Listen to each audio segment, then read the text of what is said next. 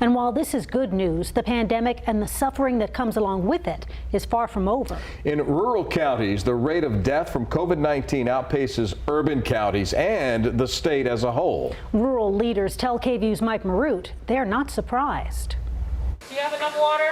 Nurses in the intensive care unit at Peterson Regional Medical Center have worked almost nonstop since March 2020. We've had patients in here for almost 2 months, and they become your family. The Kerrville-based hospital services 9 counties. 8 of those 9 counties total only 70,000 people. Statistically speaking, rural communities tend to lean towards older populations. Corey Edmondson runs the hospital as CEO.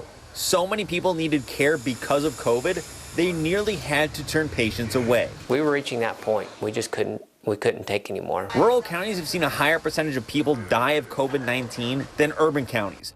In the Austin area, counties along I-35 average 115 deaths for every 100,000 people. Counties east and west of the freeway are more than double that. John Henderson runs the Texas Organization of Rural and Community Hospitals.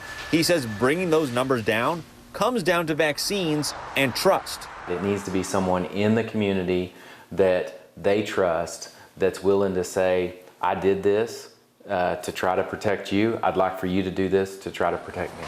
On the other side of Austin and Fayette County, vaccines have been working, but seniors make up a huge part of the population too. 95% of the counties in Texas have fewer people over the age of 85 per capita than we do. We've got, good, strong people here that live a long, long time, but unfortunately they are susceptible to infectious disease. While all the numbers are going in the right direction, cases going down, hospitalizations going down, deaths going down, health leaders are cautiously optimistic on how their populations will hold up during the holidays. I don't think it's going to happen again twice in 1 year, but there are variables out there that we can't control. If there is no hope, there's not a strong culture, then things struggle and fall apart. And as Central Texas continues to see a COVID-19 decline, health leaders still say vaccines are the best way to end this pandemic.